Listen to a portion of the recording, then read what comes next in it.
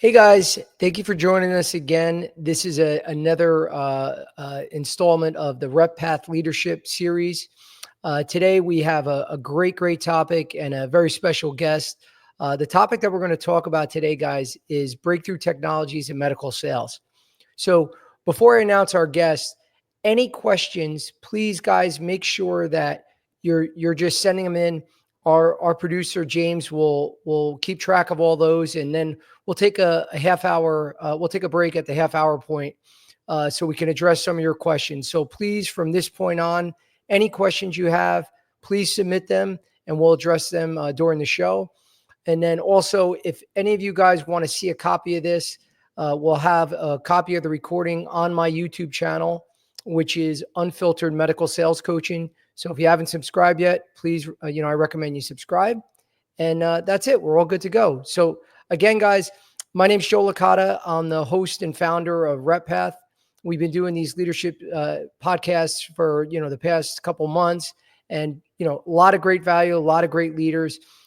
Today we have a very special guest. I want to introduce Thomas Batton. He's the Vice President of Sales of Omnia Medical. And Thomas, welcome to the show. Appreciate it. Thank you so much. Thanks for having me. Yeah, thank you, man. So just to kick it off, just so everyone has a better idea of, who you are and what your background is, if you can give a little clarity on, how you got into the industry and where you're at now, it'd be great.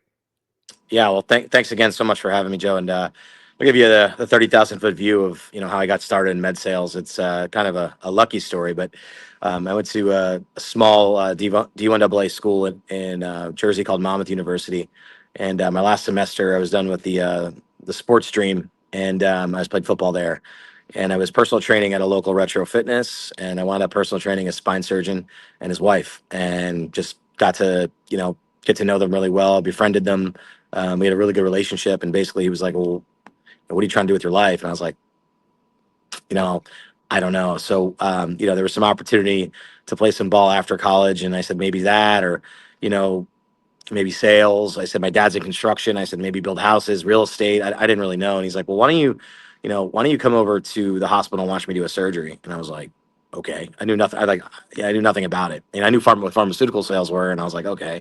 So I went to the hospital, and I went to Riverview Hospital in Red Bank, New Jersey. And I saw an ACDF for the first time. And I was like, this is crazy. I sat in the corner, like, not knowing anything about surgery or anything, and watched it. And I was like, wow, this is really cool. I'd love to do this. This is really interesting. And a guy that was ahead of me, and 4 years ahead of me, was in the room. He was a neuromonitoring guy for NuVasive, before NuVasive really became NuVasive. And I got talking to him a little bit at lunch after the case, and kind of just like, yeah, this is what I want to do. And so really my last couple of weeks in the semester I had an internship with Gordon, and like sat and learned spine anatomy, spinal products, anything that, that had to do with the spine. He was teaching me, like taking time out of his day and teaching me one-on-one. And I was able to do my internship with him. And I wound up working with his distributor that, worked with him very closely for a long time. He kind of plugged me in as a junior rep. And then I started with that distributor, started out at $36,000 a year, 1099. And I sat at HSS in New York City every day and learned spine surgery for about 2 years. I made no money. I lost money going to work with parking and everything else. But the training and the cutting your teeth in the industry was invaluable. Then eventually I wanted to start making money. So I peeled off and started, to look for a different job. But it was a very invaluable, looking back on it now, is in some of the ORs of some of the great leaders and thought leaders of the space. And it was just, it was a really, really, I look back on now and appreciate it a lot more than I did then, if that makes sense. Sure, absolutely. Yeah. So when you left that position, and basically, just being a tray, were you just carrying trays at the time at HSS? I mean, what was really? I was really ambitious. So I got into covering ACDFs, and then I kind of became like the go-to guy there. I made friends with everybody in SPD and other reps and other people, and I would pull trays for them to help them out if they were running late, or they would help me, because, New York City traffic's crazy. And I was coming from Sparta, New Jersey, which is a 2-hour ride each way every day. So I was getting up and leaving my house about 4 a.m. to get there for like a 6 o'clock. And then I would, cases for 7, 8 o'clock, pull trays, get ready. And then I'd have a 2-hour ride home, hit the gym at like 10 o'clock at night, midnight bedtime, wake up, 4 hours of sleep, do it again. And like, that was my life for like 2 years. It was just a grind. And I couldn't afford a place to live. I lived with my parents, so Sure. I wasn't making the kind of money to do that. And that's kind of what I was doing. So yeah. So when How, people, so when reps go, this is hard, I'm like, you don't know what hard is. that's so true, man. That's so true. Yeah. Everyone sees where you're at now and Yeah. thinks, oh, you have it easy. You got a great position, great company. So how did you progress from your position at HSS, for 2 years? And if you could, walk us through, I mean, you don't have to give us the whole resume, but just give us, how you got up to being the VP at Omnia now. Yeah. So I man, I worked in on the biologic side after that, for a company called Bacterin, and they had that new product came out called OsteoSponge, and it was a piece of bone graft. When you hydrated it, it became really malleable and soft. And at the time, Infuse got a bad name, so we were going after the Infuse business at HSS and HJD, and so I just kind of started making my way around. I cold called a lot, like I just did. Like I was in my car, I didn't take a day off. I cold called, I knocked on doors, and I think eventually some surgeons felt bad for me and was like, "Man, this kid's busting his hump, so let's try to get him. Let's get him some cases." So I mean, that's kind of how I did it, and no secret sauce. No, I didn't have a friend in the industry. I didn't have an uncle that was a surgeon or I was just. I knew my dad was a construction worker. My mom's a nurse in maternity, so like I had no spine background That's whatsoever. So fine. I just kind of hustled, and then from there.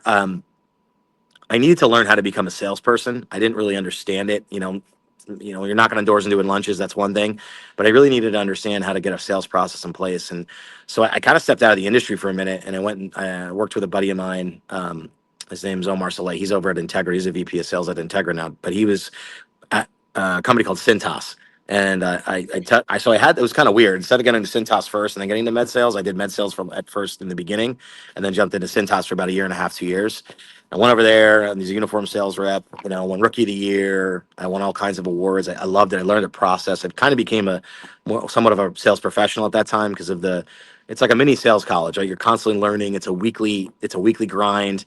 I'm calling on, food processing plants and tire shops and restaurants, but you meet all kinds of people from all walks of life, and I really learned their process was called RBS, called requirement based selling. And I still have two of my really good friends that are over there now. They're VPs over there now, and they're still there, and they're the lifers there because of the stock. But it was a great and valuable way to learn how to become a sales professional. But I always knew I wanted to get back into the spine world, and med device. So I went back, to spine about 2 years later. I knew, they were trying to keep me. They were like, "Hey, we'll fast track you to management. We'll fast track you to it." And I was like, "Listen, no problem. I just don't want to be selling shirts and pants for the rest of my life. I want to get back into med device and make a difference." Right. Sure. It was that or software sales, but I had that spine background, and I was like, man, what am I going to do with the knowledge I learned in spine? So I really was like, I'm going to get back into spine. So I got back into spine, and I've had various stints in the spine and pain world. I was at NuVasive for quite a while. That's where I, really covered Northern Manhattan. I covered some big accounts there, and I was there for, that's where I kind of really made my mark in the spine. In NuVasive, we were launching Mass T-Lift, we were launching X-Lift, we were launching all these disruptive products. We had Nuva East, which was pretty cool.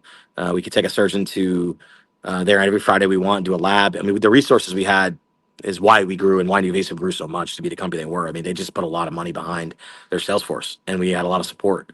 It was cutthroat though. Like you miss your quota like one quarter, it was like you're gone. Like they were like, Alex was a mentor, but Pat and Alex and Keith Valentine, they're great guys, but very cutthroat people and no nonsense guys, and that's kind of the tree I fell out of, right? So, then it's a little different these days because I feel like a lot of young sales reps now don't have that killer instinct. They want to farm, and it's just a different mentality. It's a different world we live in. So that's why it's not their fault. it's Yeah, just it's sure. Things it's change. just like my training was like, well, you went to training, you failed one test, you got sent home. Like Yeah. you're gone. They didn't. No, no, no. We don't feel sorry for you. You're gone. You're home. You're fired. You have no job. You on to the next. It was kind of like, I guess, early on U.S. surgical days. It was like that kind of mentality. Yeah. Yeah. Yeah. So you brought up really two really good points that come up all the time with especially entry level guys that are applying. Number one, I mean, we hear it. I work with, all the big B2B companies, ADP, Cintas. We get a lot of candidates, Paychex, Enterprise. My niche just started at ADP, and all the big companies in med device and pharma, they love those backgrounds, because they all say the same thing. Obviously, they're reputable companies, but they're like, we love their sales training because you go there and you come out, knowing about sales. You're a very good sales rep. They just have to teach you how to sell their product, whatever it is in the medical world. So, what is it that they do so well? So, you can help explain to some of these guys that say, you know what, though, I want to just jump right in. If I have to wait a little longer, because sometimes I get this, I'll wait a little longer to get into med device. So, what would be the reason why you recommend going to a company like Cintas or ADP first? That's a great question, and I really believe it starts with culture. So wherever you go, there's a culture of a company, and I think when you can buy into the culture a little bit and buy into their what they're selling you, you'll have a better chance of being successful. So I think this starts with culture, and then I think it starts with how bad do you want to learn and how it's what you put into it too.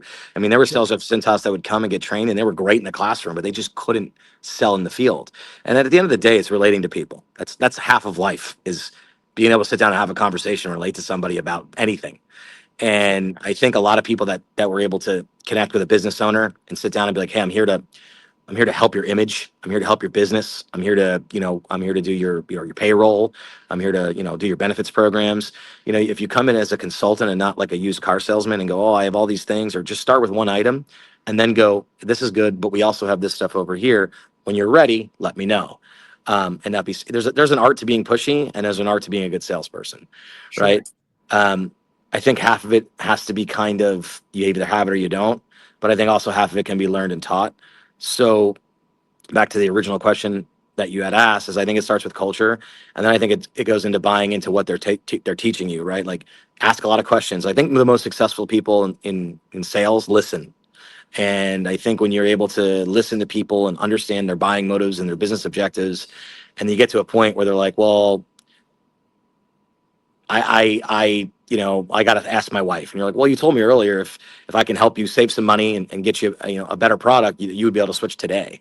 And they're kind of stuck between a rock and a hard place. And they're like, well, aha, you got me. I did say that. Okay, cool. We'll do a deal. We'll sign up now.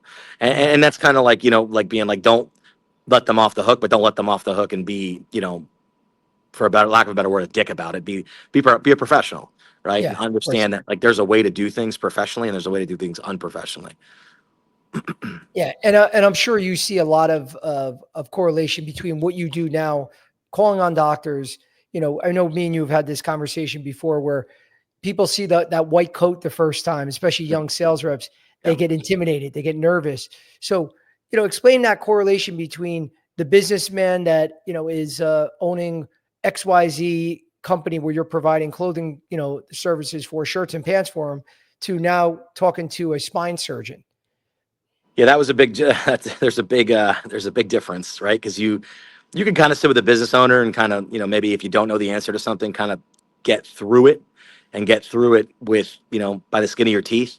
But when you sit with a spine surgeon, a neurosurgeon, an orthopedic spine surgeon, some of the smartest people in the world, it's really hard to BS them. You really got to know your stuff. You really got to know what you're talking about.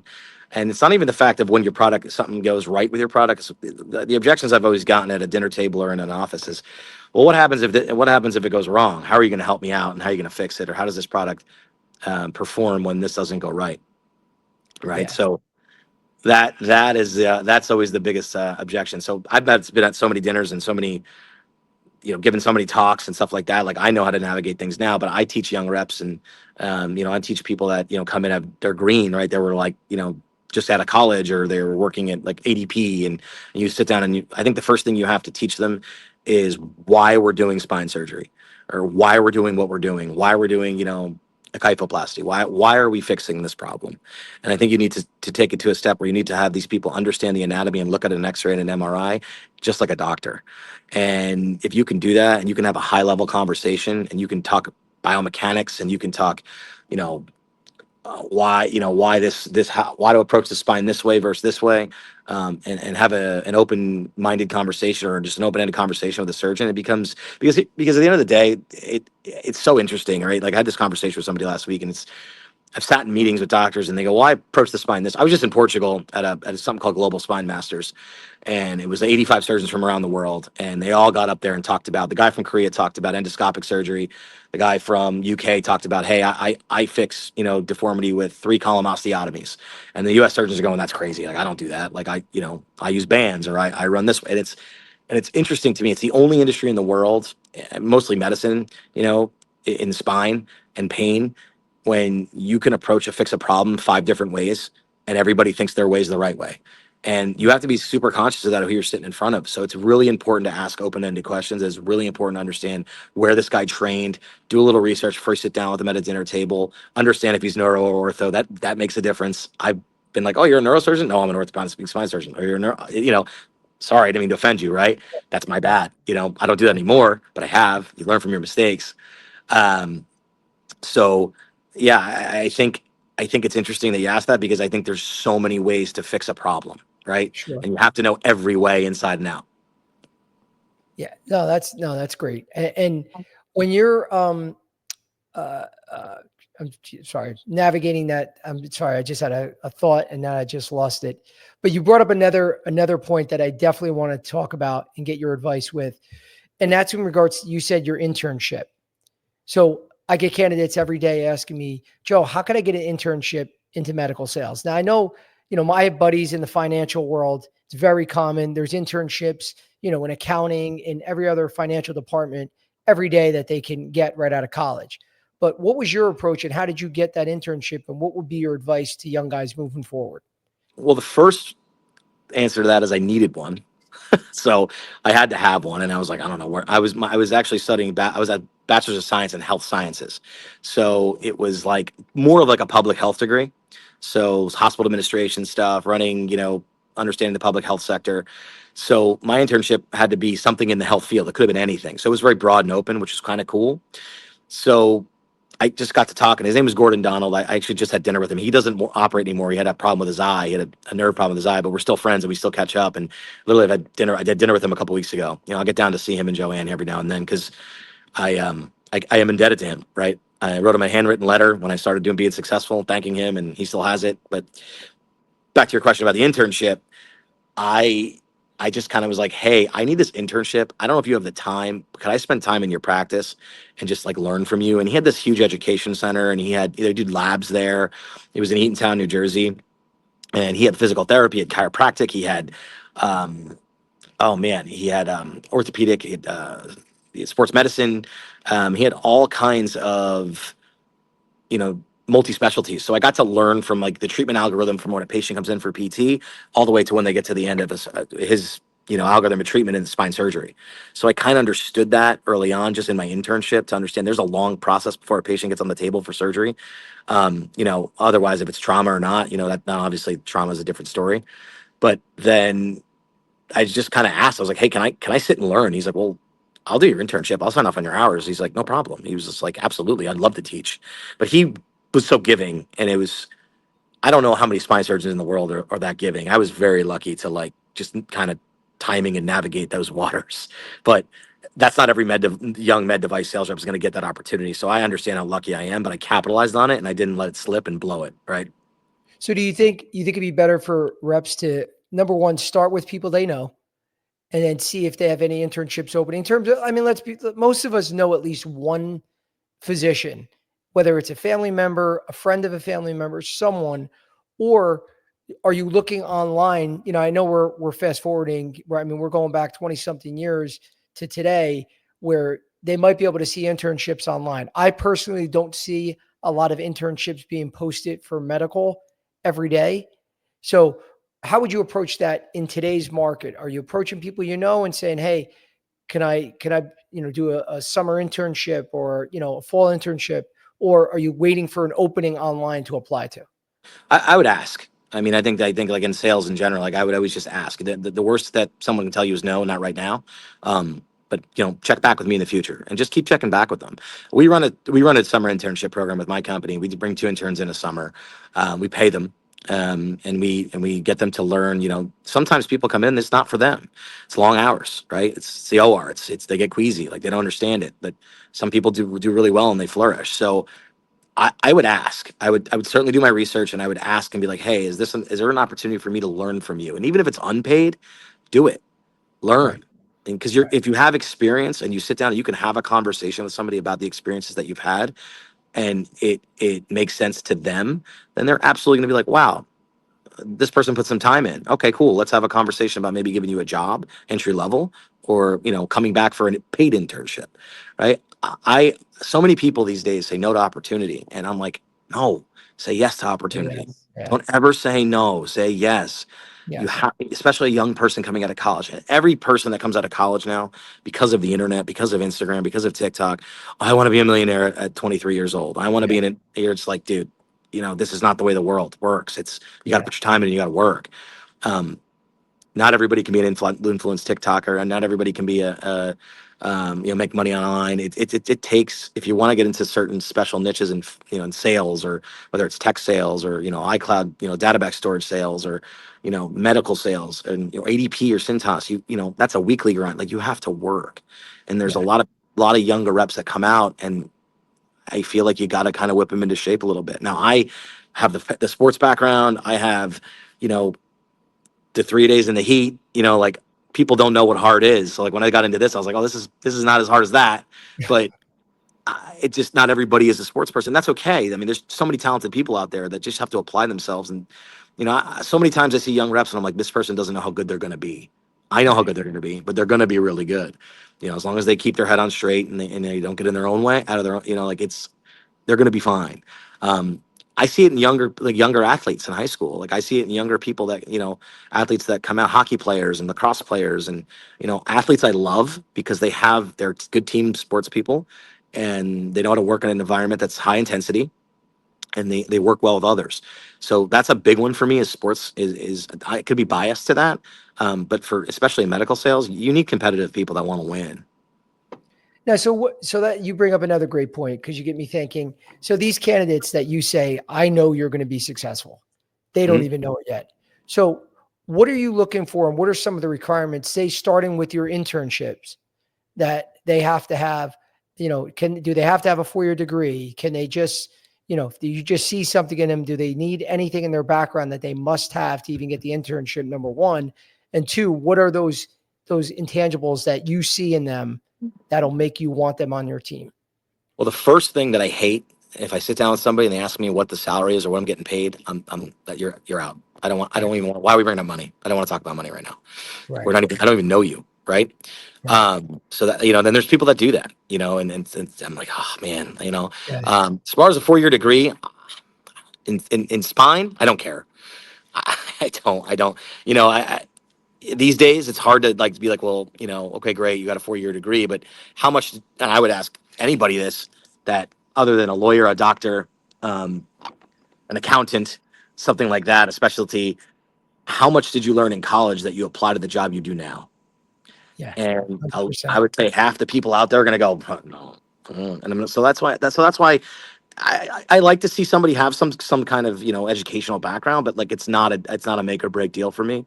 I'm looking in the sales process. I like to get to know the person for who they are. I want an honest conversation. I don't want it to be a robotic conversation based off of, I'm asking you questions, you're answering it robotically. I want to know who you are, where you grew up, what your parents do, your morals and values. I want to know, what makes you get up in the morning. Why are you motivated? Why do you want to do this? What's your why? And I don't particularly want to talk about money, because money will come when you have success in your field. It will just come, right? Money just, the more 100%. successful you are, and the more you put into it, the more relationships you can build, the money will come. I promise. So don't worry about the money right now, right? And I want to know who you are, and I want to know, what drives you, and what drives success for you later in life. Yeah. Right. Awesome. Awesome. So, again, piggybacking off of that. So those candidates, it's really not a background thing. It's more about who they are. Are you seeing also how well they fit with you, in that conversation? Like, people say, like, is this the type of guy or girl that I want to have a beer with, after work, type of person? Or yeah. And then also with the team, and how well they are a fit with the dynamic with your team. Yeah, and so I always put somebody in the field. Even interns. I put them in the field. At least I said, I have a couple good reps. I'm like, hey, go with this guy. He's great. He's been doing it for 20 years. And that guy will explain, like, listen, like, we'll almost talk people out of it. Be like, listen, this is going to be really, really hard in the beginning. Right? This is like, just so you know. Yeah, yeah, I know. And then some people come back and go, yeah, no, thank you so much. I'm all set. And you're like, okay. And then some people are like, no, no, this is what I want to do. But I think the latter is, wow, this is an insanely eye-opening experience because Ooh, Looks like James. his camera died or his phone died. Okay. Oh, Here, there oh, we you're go. back. sorry about that. You're back, Thomas. Oh, good. Can you hear me okay? Yeah, you're good. Oh, hang on a second. I can't hear you guys. Can you hear me okay now? Yes, Okay, sorry about that. I hit the off camera. There was somebody. Sorry about that. no So problem. what were we talking about? I'm sorry. We're talking about the dynamic, the fit for Oh, reps sure. between. Yeah, Yeah. So sorry about that. So yeah, I think a lot of times we'll try to talk them out of it, and then we're like, hey, like, don't come back. We're gonna put this time and effort into train you and send you places to learn. Don't come back to me in 90 days and go, I don't want to do this because we're gonna waste each other's time, and I don't want to do that for the time. But you might get Sure. into a month and be like, oh, this is too much for me. I'm gonna say, come have a conversation with me. My doors, and I think a lot of people get scared of coming to, their boss or their professional person or their colleague and being like, hey, like I'm burned. Like that's okay. Come talk yeah, to me. Sit down yeah, with me. Let's have a conversation. Let's have lunch. Let's have dinner. Let's have a yeah, beer. Let's have a glass of wine. Let's unwind it and let's see where it's starting and why you feel this way. And I didn't have that like at all. And I think like a lot of people that I work with respect that I have an open door policy that hey, like if you're getting divorced, you want to talk, like come to me and let's have a conversation. I think you get so much more respect out of somebody for being there for them, whether they want to work with you, whether they winds up working out, but they can always look back and be like, man, that guy really was a good guy. And if anybody in the future wanted to go work for us and oh man, he's a great guy to work for. Your reputation's a lot. The world of medical device in general is small, just like most industries. It might seem big, but it's not. Everybody kind of knows everybody or of that person.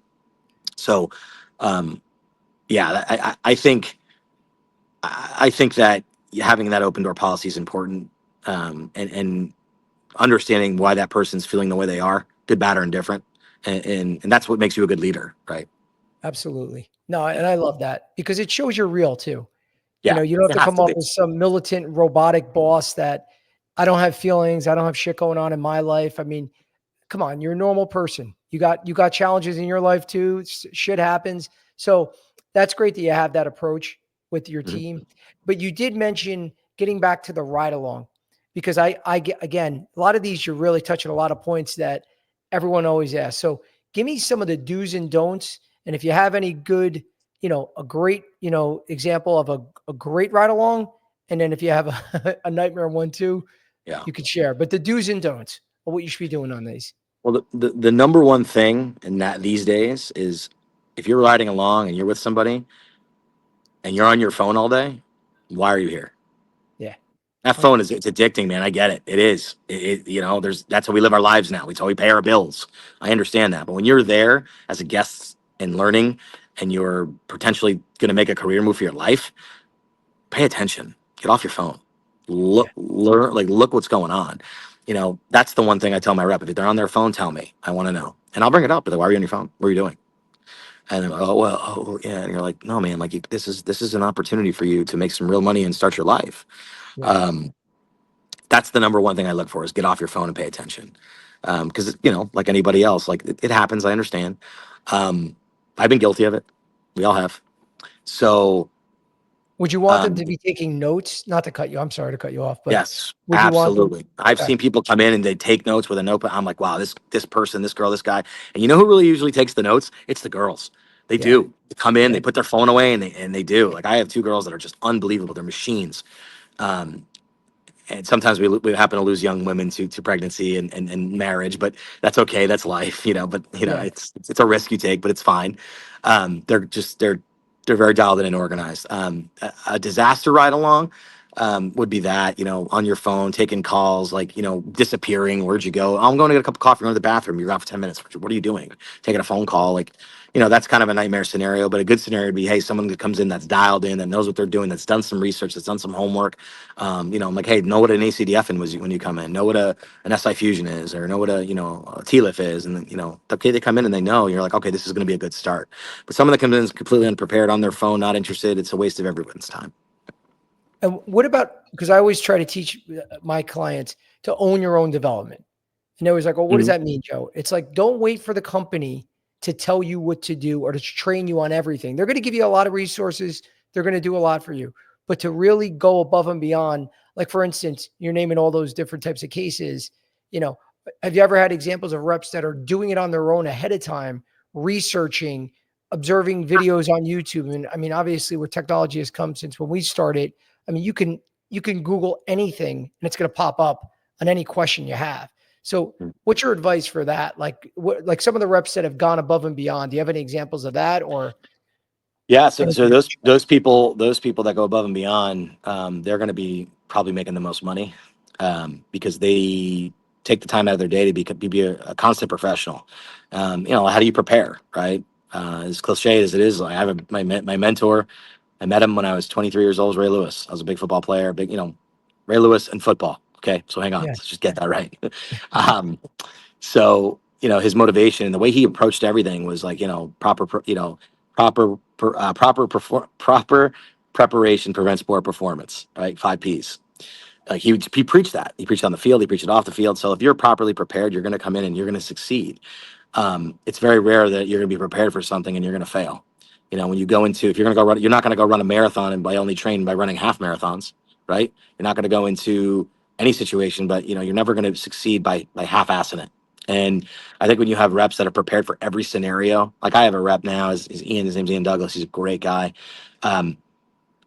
He is so prepared for every, one little ACDF, but he's prepared for a corpectomy. He's prepared for everything. And it drives manufacturers nuts because he has stuff that he holds on to and he doesn't use, but he doesn't care. He's like, I don't care. It's about the surgeon. It's about the patient. It's not about you and you're this. And sometimes we have to have a conversation. I'm like, dude, you got to let go of some of this stuff. But, he really, he works with a couple surgeons that are no joke guys, and without him in there, that wouldn't work.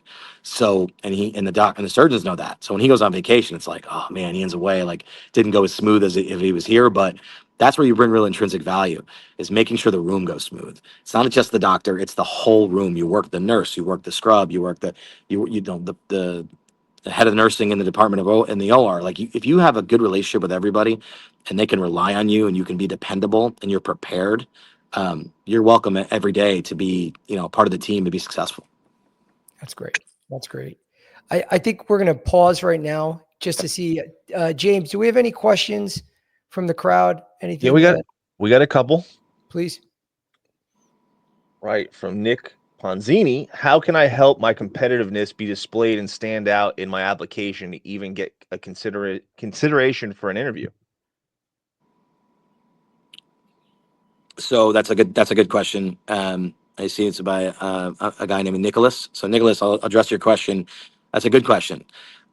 What are you doing, outside of school? What are you doing extracurricular? Are you involved locally with, a church? Are you, your religion in whatever it might be? Are you involved? Are you volunteering? I'll give you a pretty good example. My wife went to Florida State. She's from South Florida. I met her later in life, but she volunteered at a hospital for 2 years and didn't get paid. And she just sat there and learned. And when she got her offer to Florida State, she got, I think, a lot of it was paid for because of the volunteer work, and they like that. And they, obviously you have to qualify for all that stuff. But I think, what are you doing to separate yourself? You need to do different things. And if you're looking at the next person and going, well, this person played a sport. Okay. Well, this person was, the president of the class. And this person was, you know, on the crew team, on top of playing baseball, on top of being a business person. Like, what are you doing to separate yourself on a resume? You need to really, if you wanted something to pop out, do something that you might think isn't cool, or your colleagues thinks isn't cool, or nobody cares about cool. If you want to take your life seriously, do things that other people aren't. And I promise you, people like myself and Joe and people that are looking for good people to come work, because it's really hard to find good people these days. It is really hard. That people take it seriously to want to come in. What are you doing to be serious? The things that you're doing to, you know, put one foot in front of the other every day. And if you take that mentality, good things will happen. That's great. And just to piggyback off of what Thomas is saying, Nicholas, my advice would also be in all your roles and everything in your background, like Thomas was saying, if it was a sport or any activity, any time where you were being graded, anytime that was showed that you were, if you won an award, if you were all county in football or baseball, whatever it is, if you did have a B2B sales role, the reps, to me, all the high performers, they're obsessed with rankings, with how they've done in anything in their past. They compete. If you really are a competitor, you're not going to tell me how competitive you are. You're going to show me in your resume. There's going to be something in there. I don't even care if you just graduated from college, and you should have your GPA on there. If you're a competitor, you should have a pretty good GPA. Put your GPA. Anything that shows what you were graded on, what a result was, and I would just start there. And I think that's something that they could see right off the bat. I mean, Thomas, if you tell me if I'm wrong or No, you you're agree. absolutely right. I used to get upset with, in the summer times when I go home between college, we would play sport. All my buddies would get together. We played mush ball. So like a high arc softball. I would get really angry with it if we lost. I would get really angry with the ump if he had been a bad call. Like that's how it was just wreck. We didn't get paid or anything. It was just wreck mush ball. I just get so fired up if we lost. Like that's the mentality you need to take into life. Yeah, no, it's so true. It's Yeah. so true. James, I'm sorry about that. If you can, That's all right. Keep it going. yeah. I'm cool. How would you recommend reaching out to local reps or regional managers to ask for shadowing or internship opportunities? Don't do it on LinkedIn. No, I'm kidding. No, LinkedIn's good. A lot of people are like, "Oh, don't do it." LinkedIn's a really good tool, and I think when people use it properly, it can be very effective. I think when people use it like Facebook, that's not productive. Don't put your political views on there. Don't put your religious views on there. Use it for business. Use it for what it's designed for. Use it for networking. And if there's a local networking event in your town, go meet people. If there's the local business networking team, I used to do that all the time. I used to meet like for Saturdays every other Friday and breakfast. There was a guy that was an accountant. There was a guy that was a plumber. There was a guy that was this, and like, hey, like I need a plumber, call this guy. Get out there and meet people, talk to people. My wife always gets mad at me because I talk to everybody, but I'm a type A sales guy. It just is what it is. It's in my blood. So, my wife's kind of like, why are you talking to that person? Like, do you know how many times that I've made friends that way? And, my guy that manages my money now, my finance guy, like I met him at a bar and he's like the most amazing human being ever. And he's like a really like big time guy, and we're just at a bar having a conversation and it's turned into like a friendship.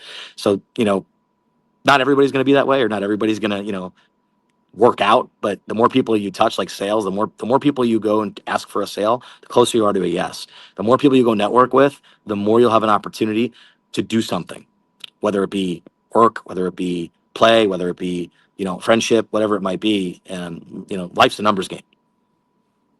Yeah, that's. I mean, I agree too with Thomas. To what he was saying too about utilizing LinkedIn. Guys, treat every job interview or every job that's opening like it's a sales call. And Thomas, I'm sure can attest to this, that from the moment that you apply, 20 minutes.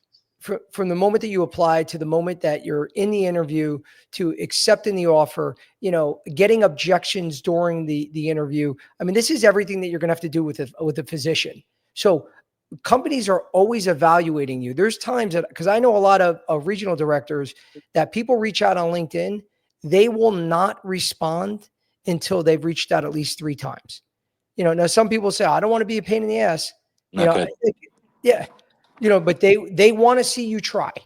That's some mentality. It might not be everyone's, but they want to see you give effort, because same with a physician. Very rarely you're going to walk in there the first time. The doctor's going to be like, hey, Joe, I love you. Yeah, sure. I'll use your product. It's never going to happen. It's So impossible. it's impossible. They're actually, I mean, my niece, she just started the ADP. the same one. And I warned her the first couple of days. I'm like, people aren't going to like you. They're going to be mean. So don't take it personally. And she was a little not cocky, but I don't think she really believed it. And then she came home that first week, like deer in the headlights, like, holy cow, this is like nobody wants to see me. Now I she's mean, been doing it a couple months and it's a different story. think about what business owners are doing every day. They're managing payroll. They're trying to make, they're trying to get people in the door to their business. They're trying to make deals. The last thing they want to do is talk to the ADP person coming to sell them payroll. So it's a really, really, and if you can do that, and if you can sell shirts and pants and be successful at that, you're going to be okay at other things. But it's understanding that process, like we went back to earlier, and live it, live the process. You know, take it seriously. A lot of people I see so many people that come into a job and they're like, yeah, I'll be all right. I'll get another job. Like my cousin, I got him a job at Cintas, failed miserably. And I thought he had it. I thought not that he doesn't have the skills, because he's a football player. He's a good looking kid, very, very charismatic, has the it in sales, but the work ethic was not there. It's just the everyday getting up, the grind. That's what really held him back. And there's some people that if they could apply that, and maybe not have the skills he had to communicate with people, you still get by. But if you have both, if you have that the willingness to get up every day and go be successful, on top of being able to have the it factor in sales, that's a recipe for success. But if you don't, you feel like you need to work on those skills, work on them. It'll come. But at the end of the day, you got to get up and you got to ring the bell every day. Yeah, 100%. James, Right. any other questions? Yep. Are independent distributors or smaller med device companies a better entry point than the bigger names like Stryker? That's a great question. So the long and short answer of that is no. I think when you're an independent distributor, all the expenses are on you. You're starting a business. You're probably getting a percentage that's in favor of the company and not you. When you work at Stryker, you'll learn a process. This is we're talking about in the beginning, right? Like a lot of people later in life then start their own distributorships because they build relationships. So what I think the long and short answer is, probably go work for the big company first. Probably go, Hey, hone Tommy, your yeah, craft. we have services for like all the Oh, locations throughout James, the we're getting U.S. some Uh-oh. feed in the There's background. 3 that are on there. I'm not So sure if it's located just on New Jersey, but we're good now. Okay, no worries. Yeah. Yeah, so I would go to the big company first and learn a process and have a mentor take you under their wing and learn from them before you go out on your own and fly. But independent distribution is really, really lucrative and it's really good. But you have to build relationships. Most of the time, distributors that go out on their own, they've built up relationships over a time to then go out and build their own business and get the support of their surgeons. Um, and a lot of times people are going to be loyal to that person and not the actual company. In spine, there's, nowadays it's a pedicle screw is a pedicle screw, right? Like you can argue with me till you're blue in the face. I'm going to tell you that is it single screw, is it cortical screw, is it Cantel's cortical, is it a triple lead screw? Like everybody has it. Everybody has a lateral these days. Everybody has an A-lift product. Everybody has 3D printed titanium. So it's really in spine. I would say you build your relationships first, but go out and earn those relationships. Put your time in, because if you go out in distribution right away and your surgeon uses you for 5 months and then stops, what are you going to do for income? How are you going to feed your family? Yeah. And that's a great point for anybody starting out. Your relationships are so key because when you progress in your career, you could have 30 years of experience in medical sales, be a 10-time President's Club winner. If a company has an opening for a spine position and you don't have any spine experience, those 30 years probably aren't going to mean that much, Correct. and someone can have 2 years right out of college, but has spine relationships. And also please let me know with this too, Thomas, because I talk to reps about going in with, with in their brag book. So I know a lot of managers don't really care about them as much anymore, but definitely have your list of physicians that you have key relationships with, because I know I've seen people that they mention one name and they're like, oh, Dr. Kennedy, you have a relationship with Dr. Kennedy. Sometimes I might not say it right in the interview to the rep, but they're definitely going back. But like, damn, this guy's got a really strong relationship with Kennedy, and we've been dying to get in with that guy. Yep. So if you could touch on that too with the relationships. Yeah, I that's the most valuable thing in business and life. I don't think it's a product. I think it's, sometimes it's a product, right? When it's really, really disruptive and it's really, far and few between, the next product that's going to, fix something versus it's going to take time. I think building a relationship with a physician and building a relationship with your customers is the most important thing you can do. But then it's also building fences around that relationship to keep other people away, by going above and beyond for that person, whether it's introducing them to a referral source, whether it's introducing that person to a marketing person that can help grow their business. Like, what kind of intrinsic value are you bringing to the surgeon outside the OR as well as inside the OR? I think that's where people can really differentiate by building a real friendship and building a real business relationship. We talked about it before, Joe, like businesses, business stature equivalents. You're running a business within a business. The doctor's running his own business, or he works at a hospital. They're running a big business. Like, if you can establish that business stature equivalence and going, hey, I'm your business partner, not just your rep. I'm going to do anything I can for you. Legally, don't do anything stupid. Don't go buy their, don't do anything against AdvaMed or anti, Stark Law. Don't go be like buying their country club membership. Don't do that. Like, that's a big no. You're gonna get yourself in trouble. Do things the right way. Do things above board. Do things amicably, and build that relationship through hard work. And if that, at the end of the day, the surgeon's a person. He's gonna see how hard you're working for him. He's gonna reciprocate and work hard for you and get you in the OR. And I had a guy when I was at HSS when I was first starting. I was putting in screws and open pedicle screws, and I messed up the size. It was maybe a 35 screw. It was supposed to be a 40 screw, but I didn't check the tray before, and that was just a mistake. You got to learn through mistakes in life, right? And he looked at me. He goes, "Well, if you don't know, if you're not doing things properly, why are you even here? Why do we need you?" I was like, "True, very true." So he goes, "You see that little window in the OR?" He goes, "You're in here," and he goes, "There's 35 other people that want to be in here." He goes, "So please don't let that happen again, or you will not. You will be on the outside of the door looking in this room." And I was like, "Yes, sir." Yeah, I've taken some tongue lashings in the OR, but it's the only way you learn. You just don't. If you make the same mistake twice, that's a big problem. You're allowed to make a mistake once, but make it at 1,000,000 miles an hour. Yeah, that's great. Great advice. And you're talking about ethics, with some of these doctors. So if you could give real life experiences, because again, doctors, they say some crazy things. Sometimes they could be testing you, but especially when you're a young rep, I know when I started, doctors wanted us to support every program. They wanted us to do, they were always looking to do lunches and breakfasts and just constantly looking to get the most out of you. And you knew your doctors that really thought that you were a partner and were bringing value. But what are some of the crazy things and real situations that reps face every day today that they have to be aware of? Yeah, so that's a great question, and that's a fun one. That's a juicy one. So I've been in some really crazy situations, but I'll give you an example. I was, there's a lot of doctors that see other doctors on LinkedIn, and they see other, physicians that might have a bigger name than them, and they want to become that person. And they're like, well, that guy gets paid that much money. Why can't I be that person? Why can't I get paid that money? Why can't I be a consultant? Yeah. And those are hard waters to navigate. Like, I've sat with a guy, he's like, hey, if you, if you put me on the consulting payment, but give me, I'll use your stuff. And you're like, dude, that's just not the way I want to start this relationship. Let's feel each other out. Let's do some cases together. If you're really interested in getting involved in the research and consulting and teaching, that's a conversation we can have with the owner of the company, the CFO, myself. We can sit down and put a game plan together on how to build you and build your name up, but let's do it the right way. Let's not go about it by sitting down and putting your hand out, right? More so. And those are the kind of the guys, and you kind of stay away from them over time. But I'm sure there's a lot of reps out there that get put in those vicarious positions going, I have people come to me, we got to get this guy on board. We got to do this. He's using this company, but they're doing this for him. And I'm like, that's great. That's not the way we do things. We Yeah. do things this way because we're ethical, and that relationship's not going to last. I promise you, in a year or two from now, you'll get that surgeon's business by just playing chess and not checkers. Definitely. Definitely. And I've always found that those doctors, you're not special. They're doing this to 50 reps. Oh yeah. They're We'll play the hoping that game. one or two say yes. And I think a lot of times they're shocked when someone does say yes. They're like, wow, I Yep. got one. I got a Yeah. sucker here. Yeah, exactly.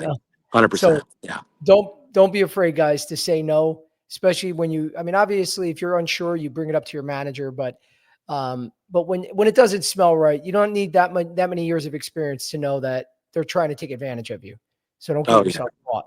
Yeah. And when you're a young rep, you want anything more than to succeed, and you want to show you can do things, and you want to show, and sometimes, reps will go do things that are unethical, and you're like, man, like, there's no coming back from this one, but all right, you messed up. We'll fix it. We'll clean it up.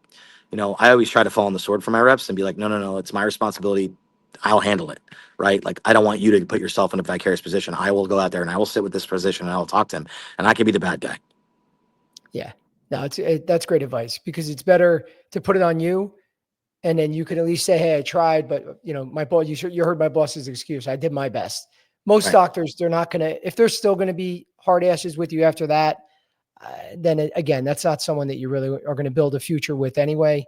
And they're not going to be around, I agree. 100%. Yeah. So James, any other questions? We got not a question, but where is it? Great discussion, gents. Thank you for all of your insights. Thank you. And Nick. then we have, where is it? How should I follow up with someone if I don't hear back after asking about internship opportunities? How many times have you asked? Yeah. I don't have an answer for that. Yeah. I mean, I would say once or twice. Third times could be a charm. I wouldn't go more than 3 times. You have to also, as a professional, when you go through life, you have to understand when to cut cut ties and go to the next one. And the good thing about life, there's always more opportunity out there for somebody. So if it doesn't work out with this particular company or this particular person, or it's the wrong fit.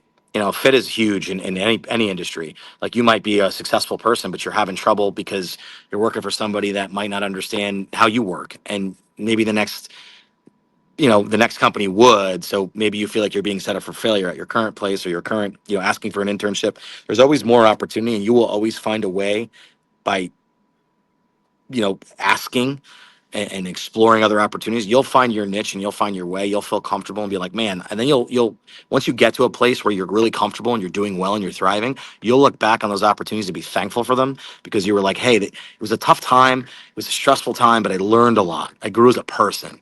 And I think as we all progress through life, I think you think you know everything, and then you know Oh, you're very good. you're looking back and you're like, wow, I didn't know anything. And now you're like, wow, now I know more than I did 10 years ago. So I think life's a constant learning curve. Good, bad We lost your person didn't sound. answer, go to the next person. You'll eventually get someone that answers. That's great. James? We got how can I make myself memorable when networking for internships, especially with busy reps or VPs like yourself? Come up and talk to me.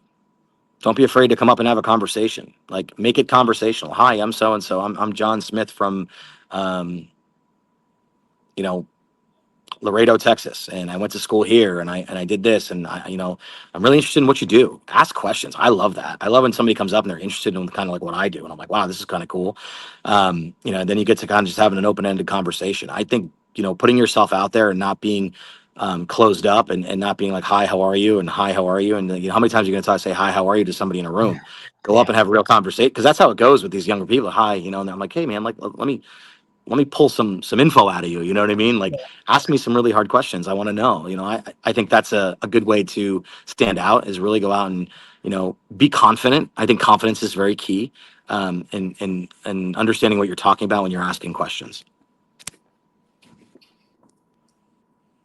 Okay. If you were starting in medical sales today, what would you focus on learning and mastering first? I would understand anything that I'm doing is understand the patient's anatomy first. Study it, know it. Know how to read an MRI, know how to, read a radiology report. It could be anything. It could be an IR doctor. It could be, in the cath lab. It could be, AAAs, TAVRs. It could be anything that you open, whatever it is. Understand the anatomy and why you're doing what you're doing before you go even talk about a product. Once you understand exactly what the problem is, and then you have the solution to fix the problem, then you can go sit down and be a really good resource for your physician.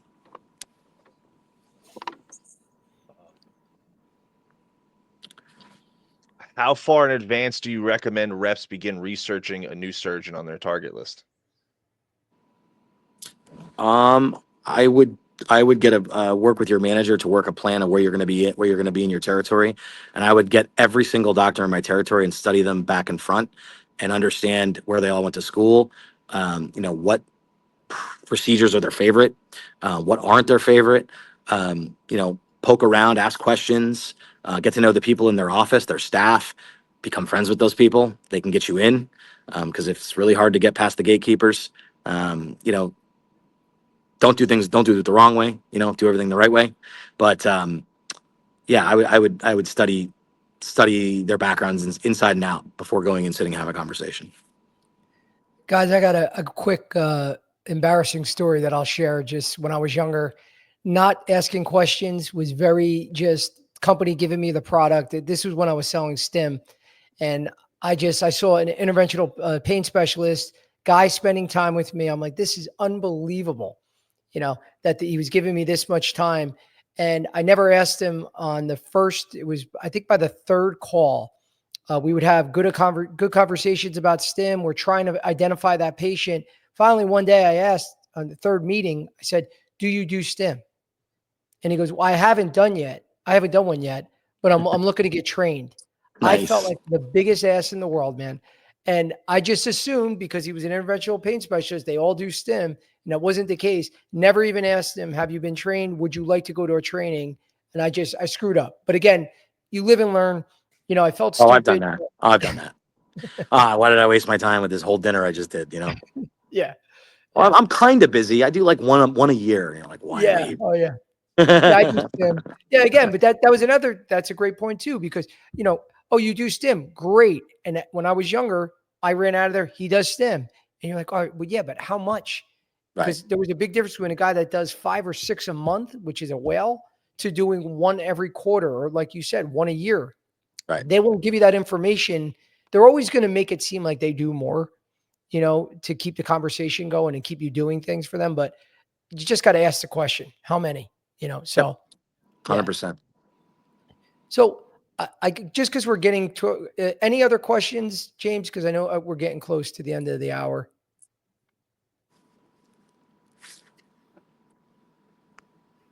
Sorry, I was muted. No more questions. Okay. Yeah. I mean, last question for you, Thomas. Last piece of advice that you would give to reps getting into this industry. Again, good, bad, and ugly. I got tons of candidates that they could do a lot of other things in life, but they're coming to me saying, Joe, I think medical sales is for me. I get that exact statement. I think, they got a cousin, a friend, a buddy, they got a nice car. They see that they're doing well in their mind, and they look at the results of their hard work and think I could do that too. What would be your advice to someone getting into this today?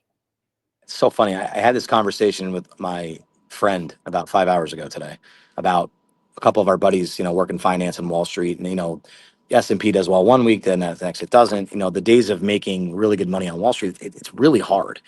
Back in the day, it was a lot easier.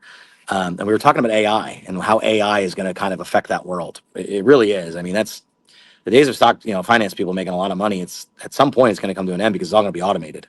Sure. And I think the rep touch still in the OR, you still need a rep. You still need somebody. I mean, all these companies have tried to go repless. They can't do it. All these companies have tried to, take the rep out of the room. I think medical device is a very good, consistent way to make a living. Once you're in a territory and you're doing well and you build it and you understand what you're doing, I think you're always going to make some money. I think you're always going to constantly have some cash flow. Hospitals are constantly paying.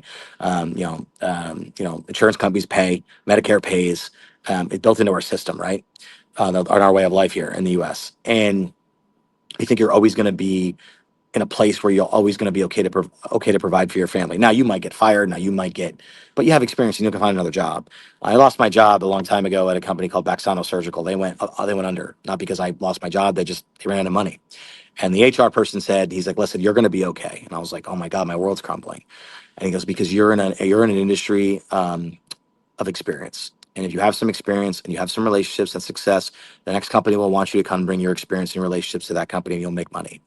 So it's a different world nowadays. When I got into this, they were like, well, you don't have a lot of experience. Well, okay, we can teach you. Or, well, You've had 5 jobs. Well, we have people, you can't blame young people for having 5 jobs because people are hitting them up every day on LinkedIn, dangling a carrot. That's not their fault to go want to make more money and be better for themselves. I don't hold that against people. Like, oh, you job hopped. Okay, but why? Why did you really job hop? Because you wanted a better life for your family. Ooh, Lost them Sorry again. about oh, that. here You you don't want go. to always do that, but you want to bring your experiences and your relationships with you anywhere you go. And I think you're always going to have a good way of making a living in the medical sales field. That's great advice, man. Very real too. I mean, I'm sure, like you said, we hear rumors all the time about the number of jobs with AI that are going to be lost in the medical field, but that rep touch, I just don't see it either. I don't know how they can get away from it because there's a great rep in the room you can't replace right now with AI. I just don't see that. So um, I'm having trouble hearing you. I can't hear. you, you can't hear? James, can you hear Can't me? hear anything. I hear you. It might be on your end, Thomas. Yep. It's okay. Hang How on. about now? Thomas, Can you hear me now? we hear you. And can you see me? Yeah. Yes. Okay. Yep. All right. Cool. All right. Cool. Sorry about that. I don't know what No, happened. it's okay. Yeah, I mean, but again, just to close up, because this has been an amazing, amazing call, amazing podcast. You provided a ton of insight. I just love that, you're giving a very real approach, which we always want, Yeah. and, and it comes down to, like you said, which really hit home with me is, those reps out there, the ones that listen. I mean, that's a big takeaway message for me if I'm a young rep, and just the ones that really want it, being on the phone versus taking notes, showing that you're really engaged. And also for a lot of young guys out there that do want the quick, social media, become a social media billionaire overnight. You got to realize it's a lifetime of hard work. You can make a lot of money and do really well, but you got to put the work in. And Yeah. so those are the messages that, yeah, definitely resonated with me today on the call. And I thank you again, man. This was great, Thomas. We're going to be doing more of Thank you. these. I would love to have you back I would if you love. could. I would love to come back. I would love to come back anytime. Let me know. I'd love to come back, Appreciate it. chat it up again. I'd love to talk more about anything you want to talk about. I think this is a very great resource and I really respect what you're doing, Joe. I think it's amazing. I wish people did this like for me when I was coming up. So rep, rep path and everything you're doing. I think it's an invaluable way to teach young people how to go be professionals and kind of give them a crutch to how they want to get somewhere. So thank you for all you do. I think it's an amazing thing you're doing, and I'd be happy to come back anytime. Thank you so much, Thomas. I really do appreciate it. We'd love to have you back. And again, guys, for anyone that wants to see a recording of this, please go on YouTube, Unfiltered Medical Sales Coaching, and anything moving forward. If anybody is looking for more one-on-one coaching, please feel free to reach out, www.reppath.com, or you can message me on LinkedIn. But I appreciate everyone joining. Thank you again, Thomas. No And problem. everyone Thank you, Joe. take care. Have a great day and a great weekend. You too. Thanks. Take care. Thanks, Bye bye. guys. Take care.